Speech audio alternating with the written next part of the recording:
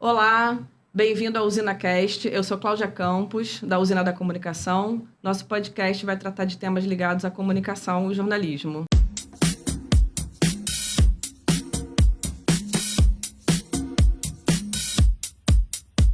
Hoje a gente vai conversar sobre assessoria de imprensa e a relação com as redações. E a gente está aqui com nossos convidados: Isadora Camargo, repórter do Agro, da Globo Rural e Valor Econômico; João Tuasco, jornalista pela FRJ, estagiário da Band News; e com a Lúcia Santa Cruz, professora do Programa de Pós-Graduação Economia Criativa, Estratégia e Inovação da ISPM. Vamos lá conversar sobre essa relação.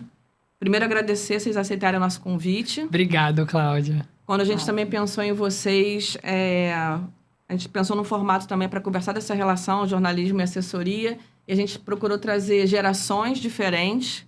Eu acredito que tem olhares também diferentes para esse trato.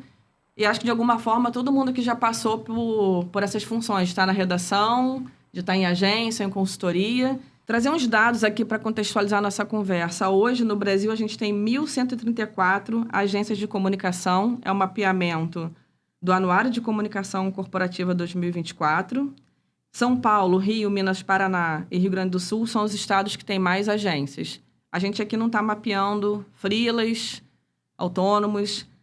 Isso dá uma dimensão do tamanho hoje do serviço de assessoria de imprensa, que inclusive é o serviço que tem mais demanda nessas agências. Frente a esse cenário atual, a gente está aqui com trajetórias diferentes. Quem quer começar se arriscando a explicar o que é assessoria de imprensa? Posso começar. Difícil essa, hein? Então, Tem que ser professora. não, talvez a experiência valha aí um pouquinho também. Eu acho que, assim, primeiro eu queria agradecer, né, o convite por estar aqui. É sempre bom a gente discutir, falar sobre comunicação e também falar sobre essa relação, que nem sempre é uma relação fácil e, historicamente, né, nem sempre foi uma relação fácil. E aí também já respondendo um pouco a sua pergunta, Cláudia, eu acho que a assessoria de imprensa é justamente esse cuidado com o relacionamento entre os veículos e os jornalistas, né? Então, assim, facilitar um pouco essa relação, que às vezes é uma relação difícil, uma relação que passa também por questões éticas, né? E eu acho que a assessoria de imprensa ela tem esse trabalho de funcionar como esse meio de campo, né? Então, é uma função de mediação mesmo. A gente muitas vezes sabe, eu acho que essa relação tem melhorado ao longo dos anos, mais recentemente, mas também muitas vezes tem uma relação de ódio e amor, assim, né? Ainda tem acho que um preconceito que tem explicação histórica, como a Lúcia estava falando, de que o assessor de imprensa é aquele sujeito que acaba embarreirando o repórter, o jornalista, o pauteiro, enfim, está na redação. Para vocês que hoje estão em redação, como é que vocês sentem isso? Eu acho que, às vezes, os assessores, realmente, em algumas pautas, eles têm alguma dificuldade em responder. E isso atrapalha, assim, o andamento da reportagem, porque a gente quer as coisas muito para ontem, né? Prazo de 1 hora, responde o mais rápido possível, é sempre quase tudo urgente. Mas eu acho que o assessor ajuda muito a gente a construir a matéria, né? Ele ajuda a gente com os dados, o posicionamento, às vezes, traz um outro ponto para a gente colocar na reportagem. Então, eu acho que esse trabalho é muito importante para os dois lados, né? Eu acho que o jornalista se beneficia muito dessa relação com o assessor, porque, assim, na redação o ritmo é muito caótico, né? Eu acho que o que a gente tem menos é tempo, né? E, assim, são muitas coisas acontecendo ao mesmo tempo, muita gente, muita coisa chegando dos ouvintes, dos leitores, e muita coisa também chegando dos assessores. Então, a gente fica, assim, nessa confusão. Então, eu acho que, assim, ter um assessor ali para ajudar a gente nesse momento é super essencial. Isa, e tua vivência? Então, é interessante ouvir falar sobre isso, porque eu acho que tem uma condição de evolução da assessoria de imprensa no Brasil e uma confusão com a assessoria política, estratégica e institucional. porque eu acredito que o preconceito da atuação do assessor e o quanto ele pode determinar ou manipular, com muitas aspas nessa palavra, a reportagem do jornalista, está muito ligada às assessorias de empresa, às relações institucionais de empresas e também as relações institucionais da política como um todo, que aí este assessor ou assessora é considerado uma barreira de forma positiva ou negativa, né? Uma barreira para os problemas, mas é uma barreira também para o fluxo de informação. E quando comecei, eu era uma pessoa que tinha um certo preconceito, porque na universidade, a assessoria de comunicação era tratada de uma maneira muito apartada do jornalismo, e não como um local onde muitos jornalistas iriam se estabelecer profissionalmente. Então, em primeiro lugar, eu acho que nesses últimos 12, 15 anos, né, que eu acompanho profissionalmente a evolução jornalística e da comunicação, eu sinto essa questão que o preconceito começava primeiro nas grades curriculares, depois nessa falta de definição entre quem é o RP, as relações institucionais do cliente, qualquer que ele seja, e qual era o papel do assessor na mediação com a imprensa.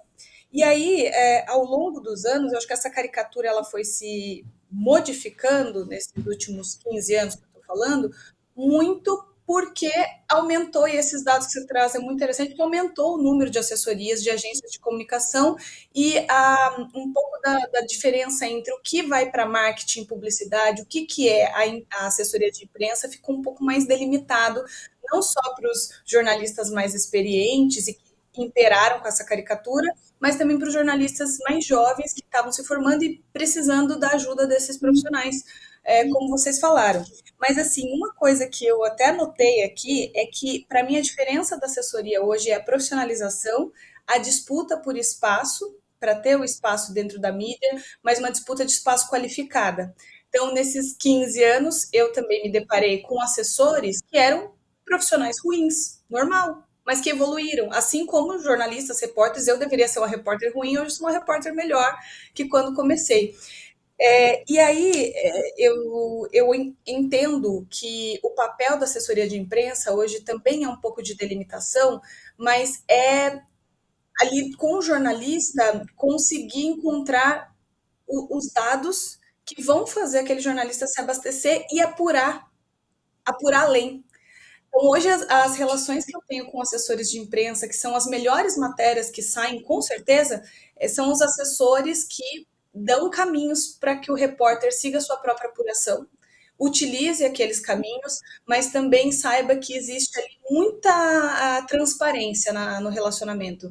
Se o assunto ele é, por natureza, um assunto complexo, difícil, negativo, ele vai ter que ser tratado dessa maneira, porque é essa a natureza, né?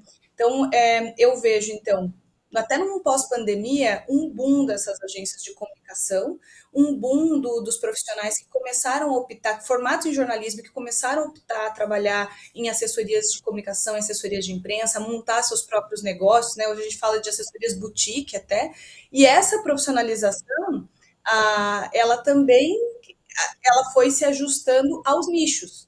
E aí, para finalizar assim, a minha percepção inicial, é que temos mais assessores de imprensa de nicho que conseguem ofertar essas possibilidades de dados, esse papo mais transparente, e a gente chega em uma relação muito mais forte, né, fortalecida, e uma relação mais pautada em dados, em fatos, e que não tem aquela. Sabe aquela coisinha de eu não vou falar com esse assessor porque ele não vai me contar a verdade, ou então eu não vou falar com esse jornalista porque ele vai dar a volta em mim e ele não vai para o caminho que eu estou oferecendo. Acho que é um pouco isso, a profissionalização e também um histórico de evolução das assessorias permitiu com que essa caricatura se dissipe. Ela existe ainda, mas eu acho que ela se dissipou. A Isa falando me lembrou até quando a gente se conheceu. Lúcia foi minha gestora, né? E eu acho que na entrevista, nos primeiros papos da gente, a Lúcia ficou um pouco assim assustada, porque eu falei declaradamente que eu fazia jornalismo. Eu entrei lá como estagiária, eu fui estagiária da Lúcia. Eu entrei no jornalismo para ser assessora de imprensa. Eu acho que na época eu até falava assessora de comunicação, enfim, mas é uma coisa dessa ordem. E a Lúcia, acho que talvez por essa relação tá mudando, como a Isa falou, ao longo dos anos, como a gente tem apontado aqui.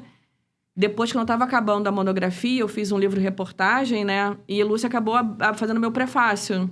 E a Lúcia conta esse trecho, não sei se você lembra disso. Lembro. Falando que ela ficou assustada, porque eu acho que também tem um outro ponto que a Isa trouxe, que é a questão da formação que tem na graduação. As nossas formações, nossas disciplinas, provavelmente são muito diferentes da sua, do João. Eu tive uma cadeira de assessoria de imprensa. Assim, meu currículo foi reformado em 2019, né? A UFRJ separou o jornalismo de comunicação social, então eu não faço mais ciclo básico e eu começo no jornalismo já no primeiro período. Só que, assim, tem uma cadeira de assessoria, tem uma cadeira de marketing, mas, assim, a faculdade ainda não trabalha bem essa ideia de colocar jornalistas como assessores. Porque... E, assim, engraçado, porque, por exemplo, eu trabalhei dentro da UFRJ numa área de comunicação institucional que beira ali a assessoria. E aí, assim, é um caminho muito legal, muito jornalístico, só que não é apresentado pra gente, dentro da faculdade, essas possibilidades de uma comunicação maior, de uma comunicação mais ampla, né? Mas alguns professores não conseguem mostrar a dimensão do nosso trabalho hoje, assim, da comunicação hoje, né? E eu acho que, assim, ter esse contato com a assessoria e ir trabalhando isso, seja por fora, enfim, fazendo coisas diferentes, trabalhos diferentes, amplia, entendeu? Eu acho que, enfim, o mercado de hoje faz a gente ir para outros lugares, né? Não só, eu sei escrever texto e tudo mais. Então, a gente acaba indo para as redes sociais. É um movimento natural e, ao mesmo tempo, empurrado pra gente. Mas, enfim, que eu acho que a gente tem que aprender e tem que naturalizar esse caminho de ser assessor, né? De não ter esse preconceito de ser assessor. Porque eu acho que, assim, quando eu fazia assessoria, a minha professora falava muito sobre... Olha, na assessoria, você vai ganhar bem. Então, assim, ela fazia essa propaganda. Ela fazia essa propaganda de que a assessoria ganhava bem e tudo mais.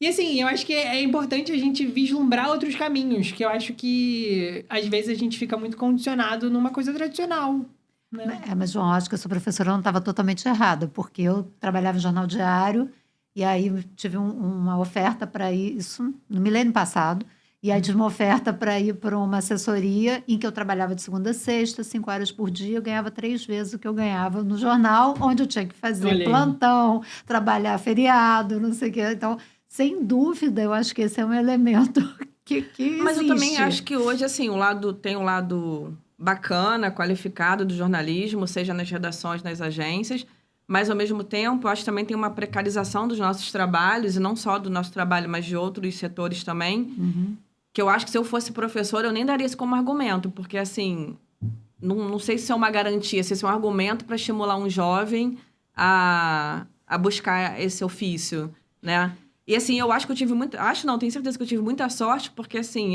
quando eu cheguei pro jornalismo, eu já estava um pouco mais madura, porque eu já tinha uma graduação de ciências sociais, isso acaba que te amadurece, te abre o leque.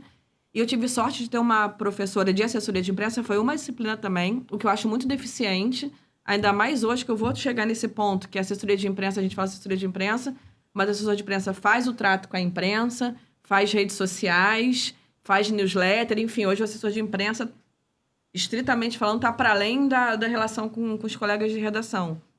Mas é só para não perder. Eu tive a sorte de ter uma professora que era atuante do mercado, então ela se dividia como professora ali no meio acadêmico, mas também atuava como assessora, e ela fazia um exercício com a gente, ela elegeu uma ONG na época, que atuava aqui numa favela aqui no Rio de Janeiro, que precisava de divulgação para os seus projetos. Então, ela perguntou na turma quem queria estagiar com ela nesse sentido. Ir para a ONG e fazer um trabalho de assessor. Então, ela era como se ela fosse a gestora e nós, alunos, estagiando ali com ela, sendo orientado. Então, por exemplo, eu tive uma experiência do que era assessoria vivendo. Então, tinha toda a parte teórica, mas toda a troca no dia a dia, com o cliente, com os personagens, com a marcação de entrevista, e acompanha a matéria. E você fez a matéria caiu, você tem que explicar para a pessoa, porque ela está com aquela ansiedade que precisa ver o seu projeto no ar, sendo divulgado. Eu acho que isso também falta um pouco no meio acadêmico, assim, trazer para a realidade. E eu lembro, assim, eu fui muito decidida, porque eu também... Minha trajetória completa não tem nada de cartesiana, então eu já vivia já trabalhava na comunicação numa editora, então já tinha uma noção do trato, não tão específico. E eu lembro perfeitamente, assim, amigas que são da faculdade que a gente se fala até hoje, que não pensavam em assessoria, chegaram na faculdade para ser repórter de TV, de bancada, e nessa vivência com... Até citar aqui que é a Suzana Liskauskas, que continua no jornalismo hoje. Hoje ela faz especial para o Valor Econômico, pequenas empresas de grandes negócios, enfim. Eu lembro, assim, que tinha colega que não tinha essa intenção. E foi isso que o João falou, assim, elas começaram a abrir um olhar, abrir o leque para esse campo, o que é isso aqui, e até desmistificar, porque tem isso, assim, então assessor de imprensa não é jornalista? Eu, especificamente, até já me colocando, eu me sinto muito jornalista, porque, assim, eu levo muito a sério a agência, os clientes e os colegas que estão em redação. Então, quando eu passo alguma informação, um posicionamento, ou até uma negativa, olha, o cliente não vai falar agora... Eu acho que isso que a Isa colocou é muito interessante. Assim, eu acho que hoje em dia tem muito mais uma relação de respeito. Né? Eu estou em assessoria, arredondando aí 20 e poucos anos. Eu me sinto muito mais à vontade para falar, olha, Lúcia, o cliente não vai se posicionar agora. Quando é possível, né? Claro, tento contextualizar, mas assim que for possível, eu volto para você, que eu sei que você tem interesse. E, ao mesmo tempo, também tem aquela fidelidade. Eu realmente vou voltar para a Lúcia... Porque tem esse trato de respeito. Eu sei que ela também precisa noticiar para o leitor dela, para o telespectador. Então, eu acho assim que na minha vivência, eu vejo que a gente está evoluindo, sim. Não estou dentro da universidade, da faculdade, então até queria te ouvir. Me surpreende você falar que você teve uma disciplina só. Eu tive uma disciplina de assessoria e uma disciplina eletiva, porque o orientando da minha professora de assessoria falou exatamente, olha, eu senti falta de uma disciplina específica para falar sobre comunicação estratégica. Então, assim, eu aprendi um pouco que o pessoal de publicidade já sabia há um tempo e eu não fazia a mínima ideia. Então, assim, até explicando um pouquinho, quer dizer, vou chegar nisso, mas até explicando um pouquinho por que o meu espanto quando você chegou, né, falando que eu entrei na faculdade para ser assessor de imprensa, porque quando eu fiz faculdade, ser assessor de imprensa era tipo fim de carreira. Ou então era quem não tinha qualificação, não tinha qualidade, não era um bom repórter. Então, coitado, não arrumou emprego, então vai lá ser assessor de imprensa. Ou então era alguma coisa assim, ele é filho, ela é filha de não sei quem, aí o pai, a mãe conseguiu botar numa assessoria. Então, realmente tinha uma carga de preconceito enorme. Eu nunca vi nada de assessoria na faculdade, também estudei na ECO, na UFRJ, nunca vi nada. E, ao mesmo tempo, todo mundo olhava e falava, poxa, é o espaço de quem não tem qualificação, mas é o maior mercado, né? E que continua sendo até hoje, né? Isso não mudou.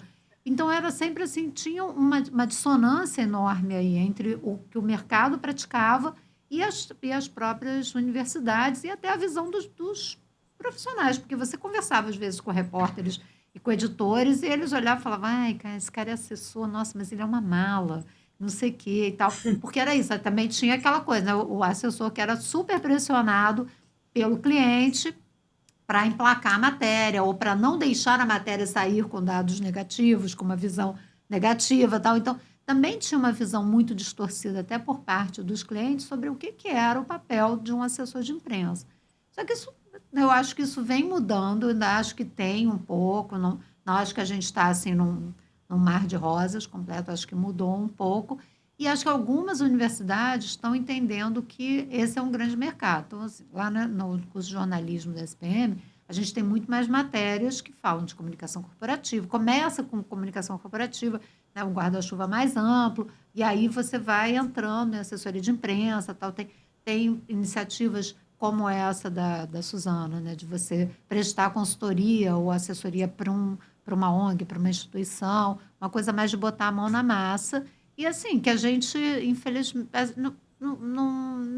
eu acho que, infelizmente, a gente levou muito tempo, no ponto de vista acadêmico, né, para perceber que precisava trazer a assessoria como uma disciplina a ser estudada, pensada e ensinada também nas universidades.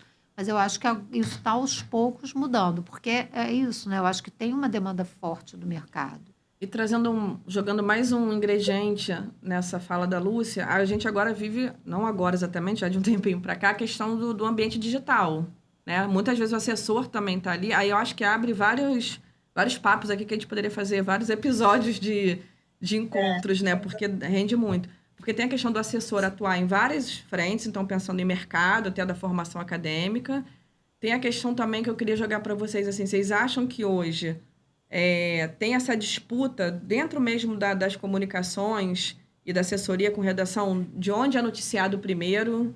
Vocês acham que isso atrapalha a apuração? Vou deixar a Isa, que ela já Tem. está ali se manifestando.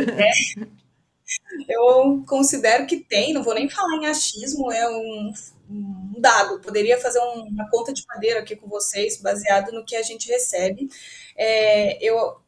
Isso está associado à profissionalização para mim, né? Então, por exemplo, os assessores, eles têm uma espécie de paradigma, e muitos já me falaram, e eu, quando trabalhei com assessoria, eu também atuava assim, dos famosos Tier 1, né? Ou as mídias, os veículos que são de abrangência nacional, tem mais audiência, eu tenho ali uma reputação, um brasão, que é o cliente quer sair naquela mídia. E o que eu notei também dos últimos 3 anos, principalmente, a ferramenta do embargo sendo usada com esses veículos de importância ou relevância nacional, mas e em disputa com os veículos de nicho, onde aquele conteúdo, talvez, né, que o assessor está repassando, teria muito mais valor, fidelização, leitura, escuta.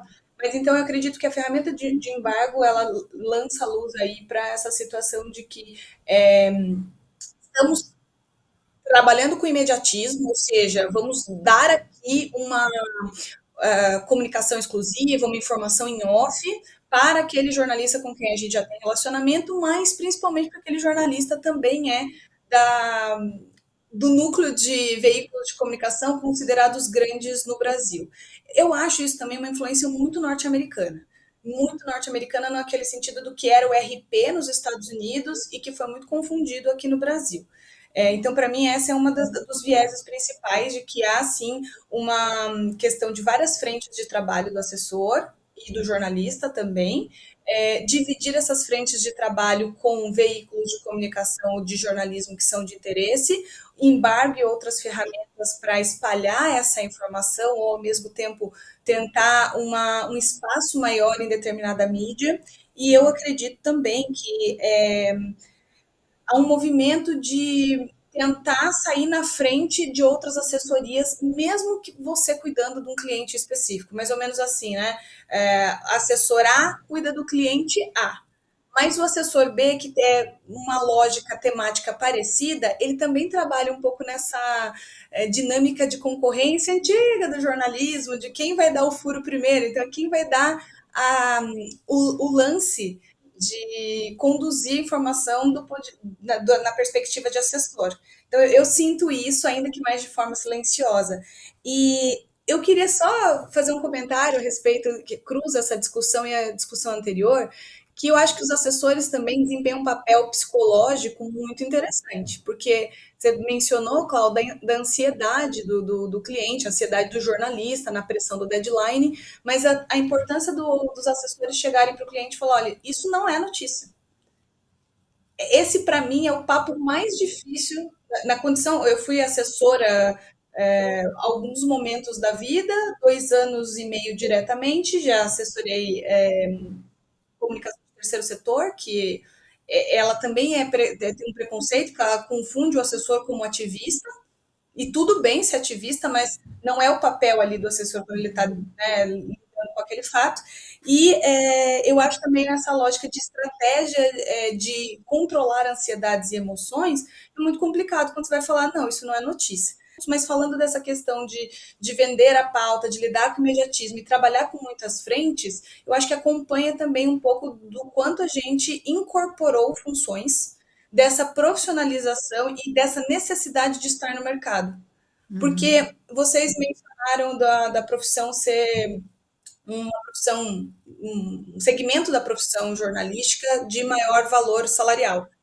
E eu ouvi muito isso. Mas numa pesquisa rápida, se a gente olha de um tempo para cá, os sindicatos de jornalismo também incluíram o assessor de imprensa dentro do piso salarial. Isso faz muita diferença para um assessor que era contratado como assistente subassistente. Então, você ia ganhar bem numa condição de hierarquia corporativa, né? Gerente, coordenador. Mas você entra como assistente ganhando menos, assim como é no jornalismo também. Então, eu acho que essa questão dos sindicatos colocarem a, o piso jornalístico para assessor de imprensa também ajudou ali a mensurar que, opa, o piso de assessor é maior. Mas quando que esse assessor vai atingir o piso, mesmo ele sendo formado academicamente? Então, essas questões de profissionalização, de novo, para mim, elas são fundamentais para entender como essas frentes vão se abrir e como o assessor vai ser do digital, vai vender para a TV, vai vender para impresso, vai ser psicólogo ali das ansiedades de cliente e, principalmente, é um estrategista, né? Que para mim, qualquer assessor, inclusive os não formados em jornalismo, acabam desempenhando funções jornalísticas que é da estratégia, que é da ciência política, que é da sociologia da informação mesmo, porque tem que ser muito estrategista para colocar todos esses pratinhos no equilíbrio, né? Nesse cenário todo que a gente está discutindo, a gente tem a questão das mídias sociais, das redes sociais.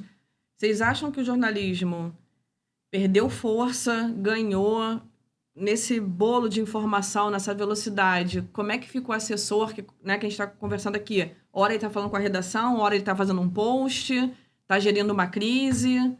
Como a Isa falou, a gente está equilibrando os pratinhos, tem a estratégia. Então, eu acho que assim, hoje existe uma crise no modelo de negócio do jornalismo, né? Então, as pessoas, assim, de um modo geral, elas não querem mais pagar para receber informação. Então, isso acho que já traz um grande desafio, principalmente para quem está nas redações mais tradicionais, porque que dependem, né, de um determinado modelo de negócio que está baseado em alguém comprar aquele produto, né, para consumir aquelas informações. Então, eu acho que isso acaba virando assim, uma grande questão, porque hoje, assim, não só as pessoas não querem mais pagar, como elas também perderam um pouco esse hábito que a gente, né, tinha, que era ligar o rádio de manhã para ouvir o jornal, ligar a televisão para assistir o jornal num determinado horário, ou pegar, sentar para tomar café e abrir o jornal, ou ler o jornal no ônibus. Então, isso hoje você não tem mais tanto, né? Então, a gente fala muito que hoje o jornalismo, às vezes, ele é consumido de forma incidental. Que é isso, você está passeando numa rede social e, de repente, aparece o post de algum veículo. Aí você olha, tal, você fica... Muita gente nem clica, algumas pessoas clicam e vão ver e tal. Então, assim, isso traz, sem dúvida nenhuma, um enorme desafio, né? Porque essas pessoas, assim... E aí, claro, estou falando de uma maneira geral. As pessoas começam a se informar não exatamente prestando atenção de onde está vindo aquela informação. E claro que isso leva para um enorme campo de desafio, que é a questão da desinformação, né? E como isso vai graçando, tal. Então, é uma questão assim bem delicada. O que leva para a gente também pensar, né, assim, o quanto que isso traz um desafio adicional para o trabalho de assessoria, o trabalho de jornalistas em redações tradicionais e também o trabalho de assessoria. Porque, às vezes, quando você vai trazer algum fato, aquele fato já meio que circulou de forma, digamos assim, não vou nem dizer indevida, mas assim, de uma forma desordenada, e aí né, o assessor meio que chega depois, né? Então, eu acho que isso é um enorme desafio, sim. Porque o desafio do clique é meio que para todo mundo, né? Para quem está na redação, né? Também você tem que ter um apelo para que teu leitor clique na tua matéria. Então, tem a coisa de elaborar o título, a chamada também. E muitas vezes, isso eu acho muito curioso nas relações com redação, assim, porque às vezes não é exatamente até o que a matéria vai entregar, mas é o que é a isca para o leitor. Que muitas vezes essa isca é o que mata o assessor também, porque às vezes é mais apelativo. Então, né, tem isso, assim... E as pessoas vezes até desvirtua mesmo, né, o que você estava querendo passar. Sim, e aí muitas vezes tem o que você falou, assim, o consumo hoje, muita gente vai ler a chamada, o subtítulo ali e não vai se aprofundar na apuração mesmo, no todo o texto. Você que é dessa geração que nasceu já praticamente no ambiente digital, qual é a tua leitura, João? Olha, eu acho que assim, pensando no jornalismo tradicional, o que, por exemplo, quando eu vou procurar pauta, eu procuro na internet, eu procuro na rede social. E aí eu acho que a gente tem um trabalho interessante, assim. Eu vejo algumas páginas de bairro, por exemplo, procurando a gente, enquanto veículo, para balizar aquela situação que eles colocam, entendeu? Para, na verdade, amplificar, né? Então, acho que ainda existe... Isso eu acho que eu sinto bem forte, Mas você principalmente... está falando que, só para contextualizar quem está acompanhando a gente, o João está na Band News FM, Sim, aqui no Rio, acho que é a que tem a maior audiência, sim. e vocês cobrem região, mesmo local. Sim, a gente cobre muito Rio de Janeiro. Então aí você está dizendo o seguinte, tem algum... Você se apropria, você pega ideia, pauta de veículos talvez de bairro, de nicho, e eles também procuram vocês porque o jornalismo seria mais credível que está sendo falado. Sim, e aí eu acho que tem a questão dos veículos de mídia tradicional, serem ainda um espaço de amplificar aquela situação, aquela narrativa. Então, assim, uma coisa que talvez ficasse só para um bairro, agora o Rio de Janeiro todo vai saber, porque saiu no Jornal do Rio, ou coisas do tipo. Então, acho que, assim, existe esse espaço do jornalista buscar as coisas nas redes sociais. E aí eu acho que daí vem a questão que a Lúcia falou da desinformação. Porque às vezes a gente não consegue checar alguma informação, a gente não consegue saber se aquele vídeo era do dia de hoje ou do dia sei lá quando. Então, a gente tem essa dificuldade.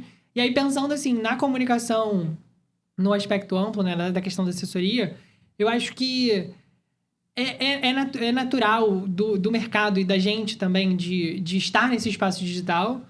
E aí isso aumenta, assim, o nosso trabalho.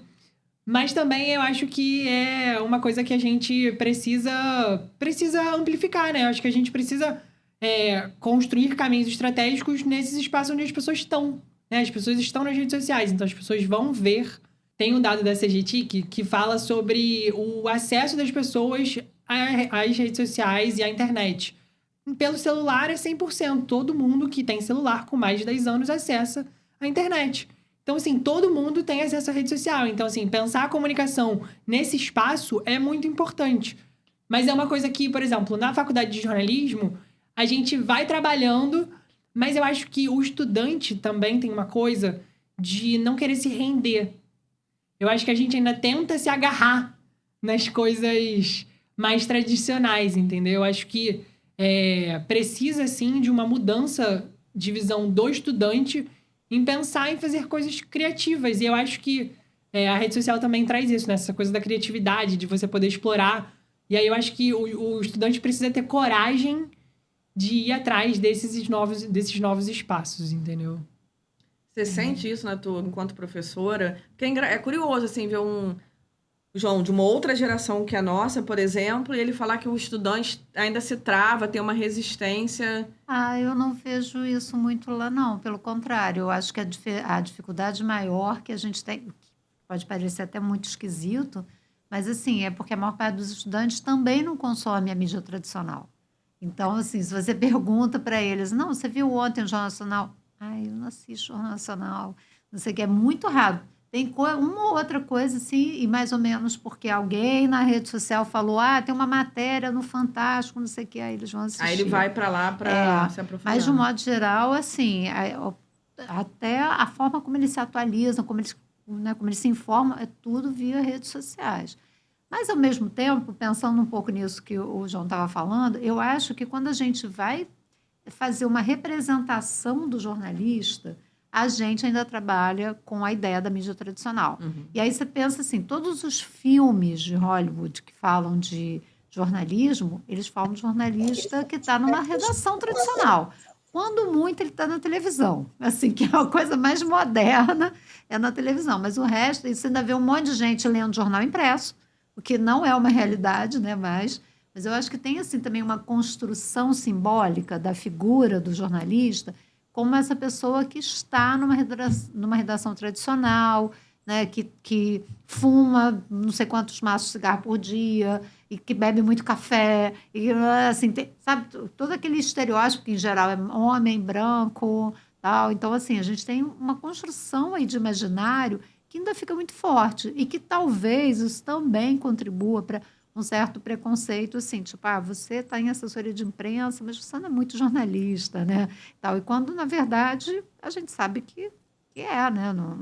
Assim, o jornalista não é necessariamente quem está numa redação, apura, escreve e publica, enfim, né, um conteúdo ali, porque você também vai fazer isso na assessoria, né? E tem um.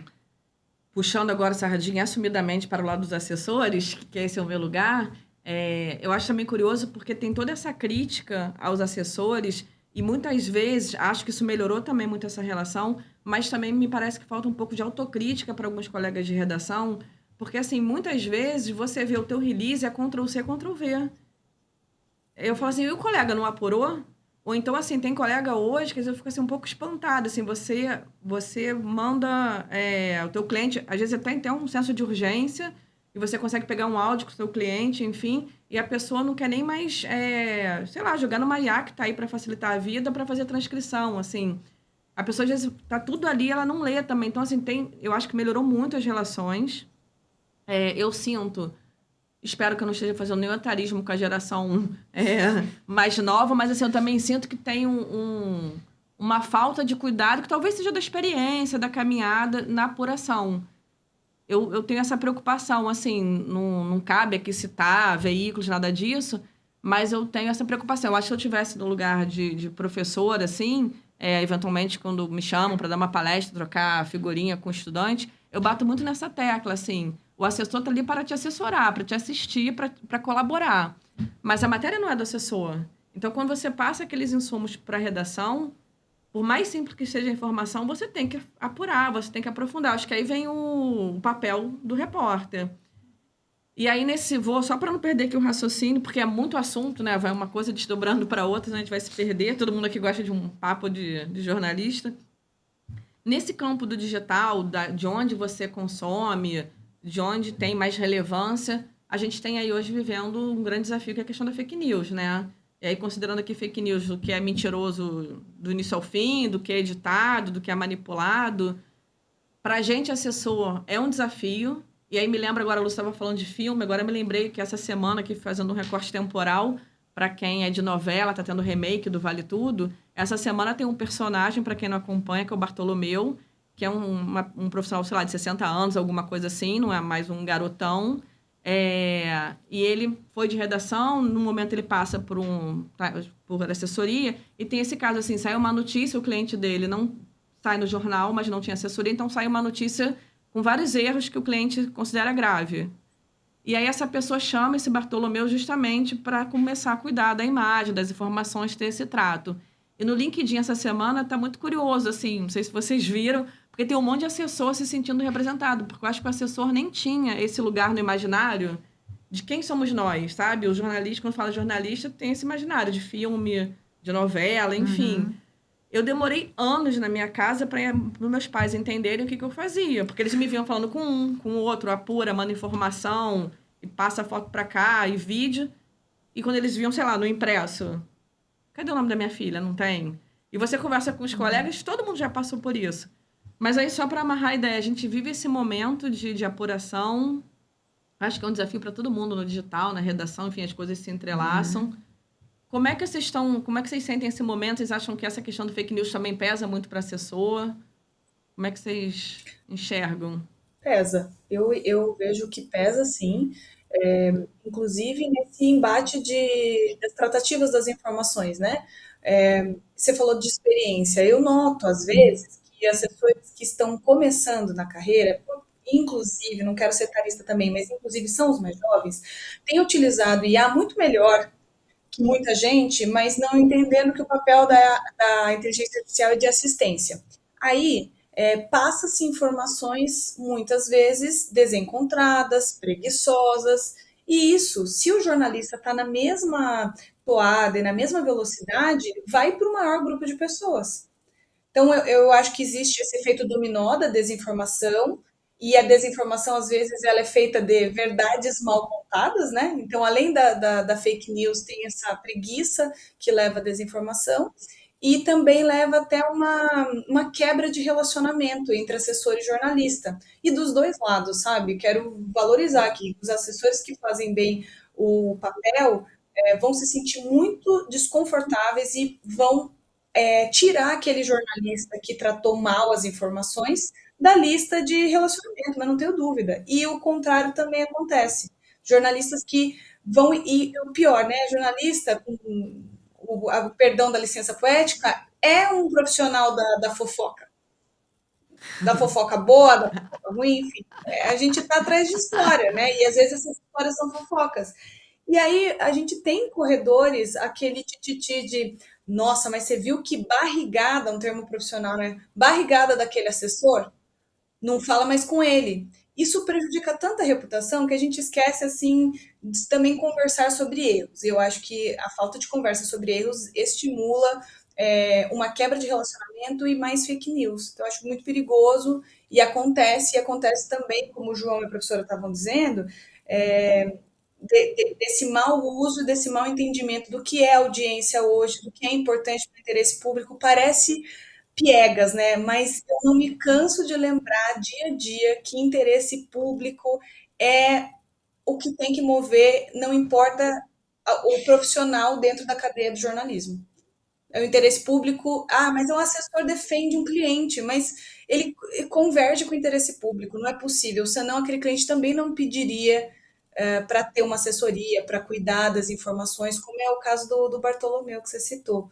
Então, eu também creio que as ferramentas que estão disponíveis para acelerar nosso trabalho, para que nosso trabalho seja facilitado em imediatismo, elas são muito perigosas e elas estão sendo utilizadas de forma deliberada, sem treinamento. Porque quando tem treinamento, elas se tornam assistência, elas melhoram a vida de trabalho do assessor, elas conseguem sim ser uma ferramenta de filtro de desinformação, de fake news e até dessa relação não ser quebrada quando uma bola de neve de preguiça e de informação maltratada, né?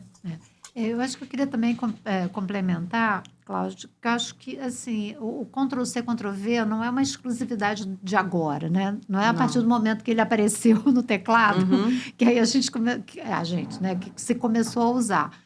Porque eu me lembro, assim, eu novinha ainda em jornal, volta e meia, eu recebia muito release e a gente fazia muito isso, né? Você ia comparar como é que os outros jornais tinham dado. E volta e meia, eu via que assim que o release tinha ido na íntegra.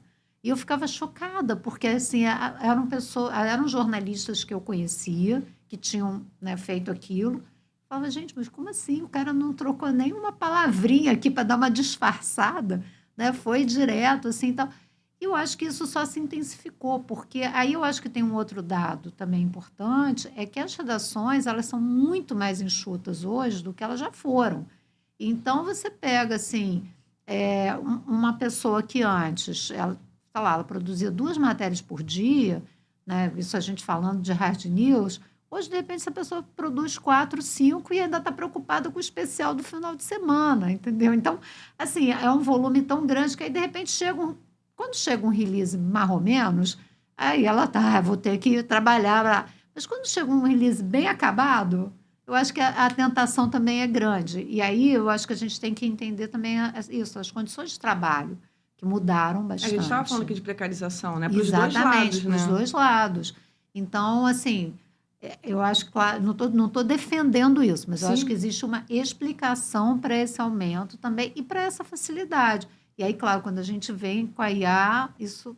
O que é, assim, eu acho que aí você tem toda a razão. A chance de você ter informações equivocadas, ou como a gente chama, né, na IA das alucinações, é enorme, porque de repente você pergunta uma coisa assim, às vezes, tipo, qual é a capital do país tal?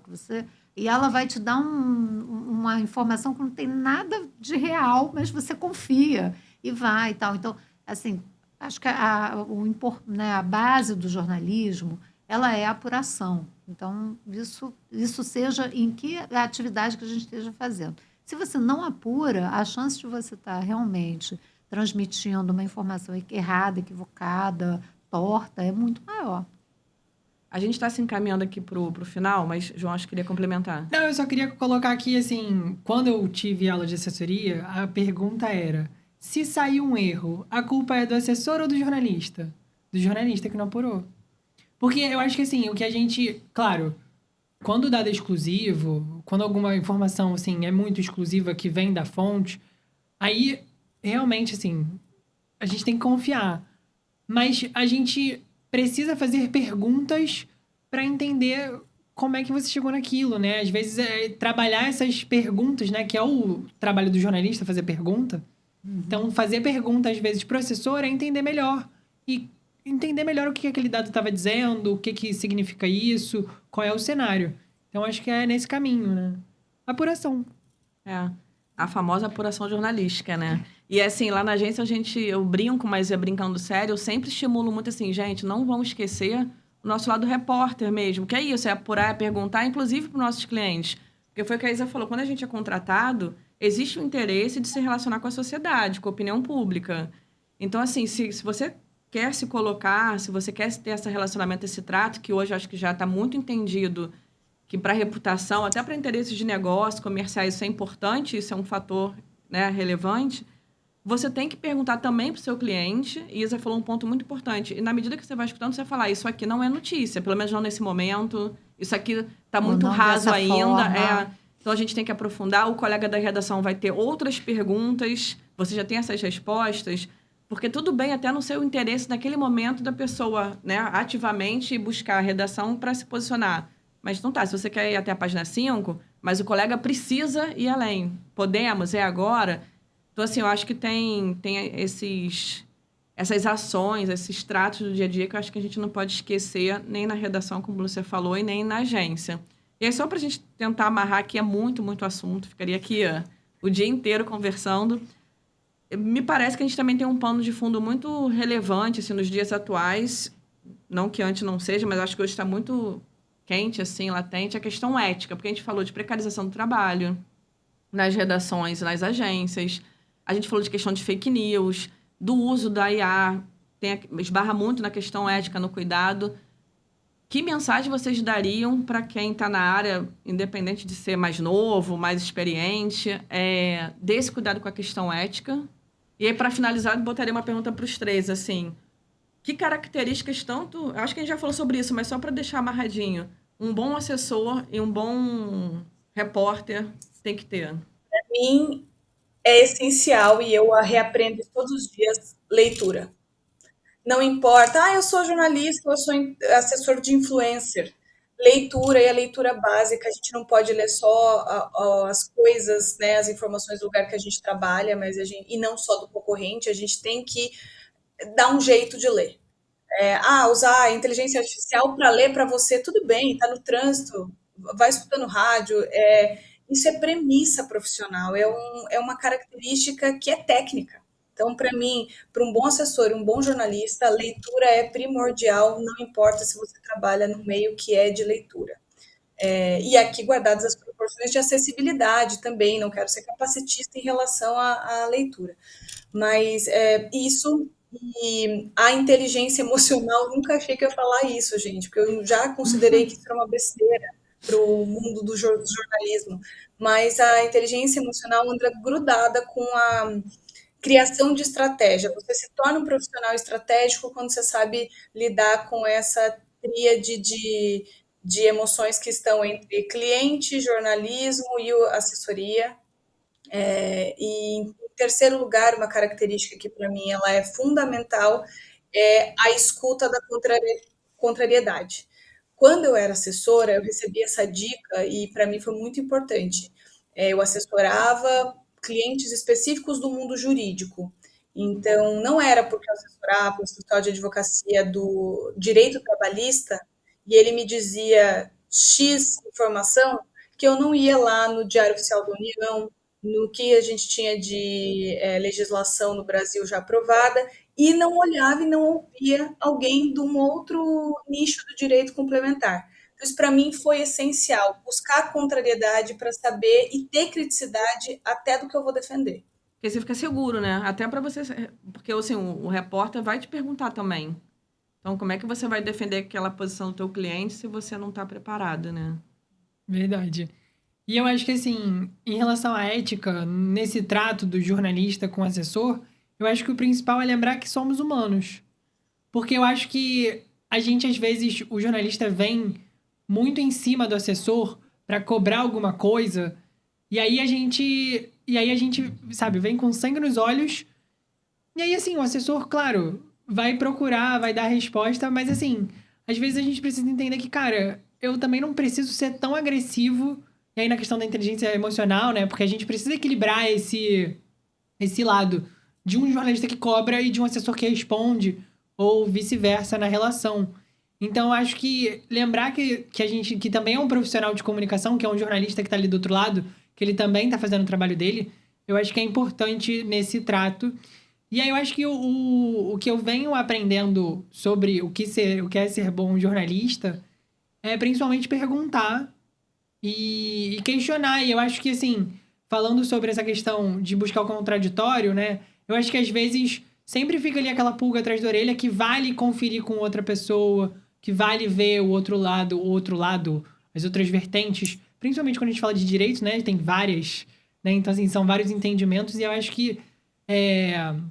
E aí, pensando na relação com o assessor, é muito comum que lá, por exemplo, na Band News, a gente traga um caso para o assessor fale, bom, mas não é bem assim, eu vi aqui, e a gente entender e compreender esse outro lado. Então, acho que é um caminho, e eu acho que o assessor ser amigo, parceiro e competente, né? E, assim, ser apurador, trazer a informação correta, mais correta possível, né? Eu acho que é um caminho que os dois lados saem muito beneficiados. Então, eu acho que eles dois já, né, trouxeram assim, um panorama bem completo, mas eu acho que talvez o que eu fosse avançar um pouquinho é no sentido assim, de, de olhar um quadro mais amplo, né? E aí talvez pegando um pouco o que a Isa falou sobre leitura, né, sobre informação, muitas vezes a gente está, eu assessoro aqui uma pessoa da área de esporte, então eu só me informo de esportes, e aí você não enxerga. Aí você vai falar, de repente você não está conseguindo acompanhar ou não acompanha o que está acontecendo, por exemplo, com as bets e qual é a relação que extrapola meramente a questão esportiva e tal, mas que tem outras implicações, né? Então, eu acho que isso é importante para os dois lados, tanto para o jornalista que está em redação, quanto para o assessor, ter essa visão mais ampla e das conexões que existem entre aquele tema específico e outros âmbitos, né? Assim, com certeza. E aí também uma outra coisa que eu acho que é muito importante, eu vejo isso acontecendo dos dois lados, é a pressão de realizar a tarefa. Muitas vezes você está assim, não, eu preciso terminar essa matéria, eu preciso, então, vai desse jeito mesmo, então tá, o assessor não respondeu, vai dessa forma, ou né? Porque eu tenho um deadline, claro, né? A gente sabe, eu sempre até brinco, né? Que todo jornalista só funciona com deadline. Então, o deadline aparece e você, opa, a matéria se materializa, literalmente. A Isa está rindo, mas é assim. Mas também o assessor, às vezes, né? Ele fica naquela pressão de que a matéria tem que, né, tem que emplacar aquela pauta, não sei o quê, e às vezes não tem um cuidado, né, de apuração, de trazer dados que sejam relevantes e até mesmo de chegar para o cliente e falar, mas isso não é notícia, né? Isso não dá para não tem, eu não vou fazer milagre, né? Eu acho que hoje até, porque isso também era uma pecha que existia com os assessores, é que eles faziam um certo milagre, né? De botar coisas né? De liberar coisas para o jornalismo, para o jornalista que favoreciam só seu cliente, mas não tinham nenhum conteúdo efetivamente noticioso, ou então que eles impediam que saíssem coisas que eram negativas. Eu acho que isso hoje mudou bastante, né? Que tem a ver com a profissionalização também, claro, mas ainda tem um pouco, eu acho, que essa pressão pelo resultado, que não está só no jornalismo, né? A gente sabe disso, mas que no jornalismo ela tem, digamos assim, efeitos potencializados, né? Porque você tem uma amplificação. Então, isso é bem complicado. Então, tudo bem a gente Posso conseguir... dar mais Vai lá, Isa. dar um pitaquinho, porque Lúcia me fez pensar aqui numa coisa que é diária também para a gente, a respeito da ética. A gente esquece muitas vezes que jornalismo também é uma estrutura empresarial, né? Sim. Então você tem um embate ético, inclusive, entre pares, entre quem está na sua hierarquia. E aí é interessante como a gente aprende ética na faculdade, lê livros também sobre ética, mas saindo um pouco do aspecto mais filosófico do que é ética, para as nossas consequências diárias da profissão, eu acho que ética jornalística é transparência, independente do que ela custe, e às vezes ela custa caro. Ética jornalística é também apresentar contexto. A gente perdeu um pouco isso na minha percepção de leitora também, Sim. de cidadã. Jornalistas, assessores têm uma dificuldade de dar contextos, e às vezes acontece de você conversar e falar, tá, mas como a Lúcia falou das bets, o que isso impacta na economia do país? Então, todo mundo precisa saber um pouco de macroeconomia. Não é que a gente é tudólogo, mas é um esforço de se interessar por questões básicas. E lembrar que a ética jornalística, no tom da transparência, apresentar contexto, é também falar com uma população que não sabe o bastidor da nossa profissão, não sabe destes melindres que há insegurança, medo de perder espaço, de perder o furo. E aí, uma coisa que tem muito a ver também com a apuração jornalística, e que para mim é ética, é que perguntar é ético, independente do quanto aquilo incomode alguém. Acho que a gente vai por um caminho que isso é uma tática e até uma técnica do que a gente aprende na universidade, né? Por isso que eu acredito que jornalista por formação tem diferença da atuação profissional e acaba sendo uma experiência empírica que a gente vive de que ética é contexto, ética é transparência e perguntar é uma condição de ética jornalística. Para a gente, então, fechar, a gente pode resumir nosso papo. Difícil resumir tudo que a gente falou aqui, mas para o compromisso com a verdade e o tão importante que é essa pergunta, né? Já é lugar comum, dito popular, perguntar não ofende. Perguntar, como o João falou, lembrando que o outro também é humano, com cuidado, né? Sem uma violência, sem agressividade. E ter respeito também muito com a tua audiência, né? E lembrando que o jornalismo é para gerar informação, não esquecendo, não romantizando também que a agência está servindo a interesses de organizações, mas que as redações também são empresas, como a Isa falou. E cuidado com as fake news, apuração e apuração, né? Se tivesse que fechar, eu iria nessa levada. Acho que sim, acho que é por aí mesmo. Agradecer muito a participação de vocês, muito. São profissionais que eu admiro, tem teatro, já tive experiência com todos. Agradecer a nossa audiência. Nos próximos episódios, a gente vai continuar conversando sobre comunicação IA, comunicação e diversidade. Agradecer muito vocês, gente. Obrigada. Obrigada, muito bom estar aqui no primeiro episódio. Vida longa, UsinaCast. Obrigada, um beijo para vocês. Obrigada, um prazer. Isa. Isso mesmo, vida longa ao podcast. Tomara, vamos nessa. Até a próxima, até o próximo episódio. Obrigada.